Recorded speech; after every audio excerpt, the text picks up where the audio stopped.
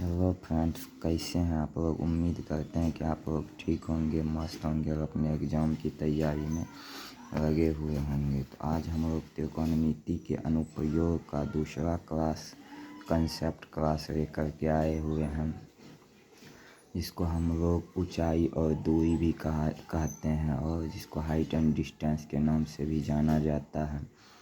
तो हम पिछली कक्षा में पढ़े हुए थे कि सोया हुआ चीज़ और ज़मीन से जगा हुआ चीज़ और क्षैतिज रूप में कोना कोनी चीज़।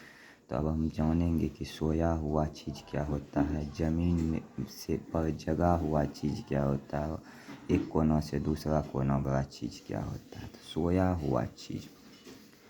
हुआ चीज़ में जैसे देख लीजिए आप लोग, ज़मीन को देख लीजिए, एकदम सोया हुआ रहता है। इसी में भूमि को देख लीजिए, नदी को देख लीजिए, परछाई को देखिए, समुद्र को देखिए। ये सब चीज़ें जो होती है ज़मीन से लगी हुई होती, मतलब एकदम सोई हुई रहती है।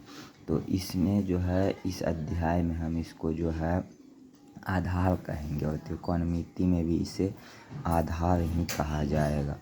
दूसरा है ज़मीन से जगा हुआ चीज़, जो मतलब ज़मीन पर ऊर्ध्वाधर खड़ी है जो चीज़ें, जैसे ज़मीन पर मकान बना हुआ है आपका, भवन बना हुआ है आपका, मकान पर इस ज़मीन पर पोल लगा है आपका, खंभा गड़ा है आपका, पेड़ है इस ज़मीन पर इत्यादि। ये सब चीज़ें जो होती है ऊंचाई और दूरी जो चैप्टर है, इसमें जो है यह चीज़ें जो है ऊंचाई का काम करती है, जो खड़ा रहता है, और इसको ऊर्ध्वाधर कहा जाता है और त्रिकोणमिति में हम इसको लंब कहते हैं।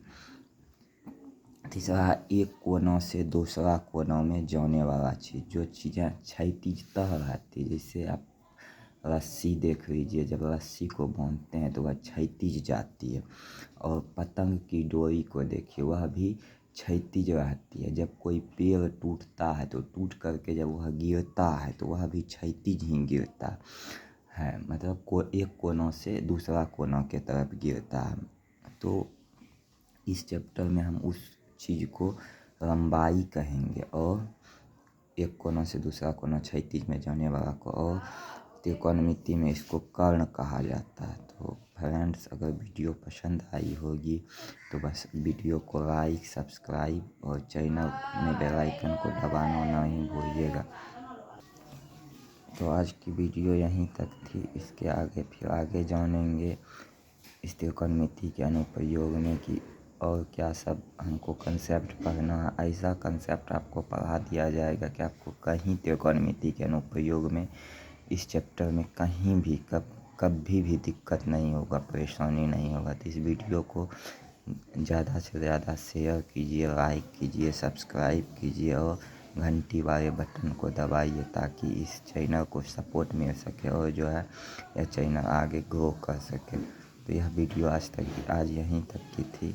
मिलते हैं फिर अगले वीडियो में। जय हिंद दोस्तों।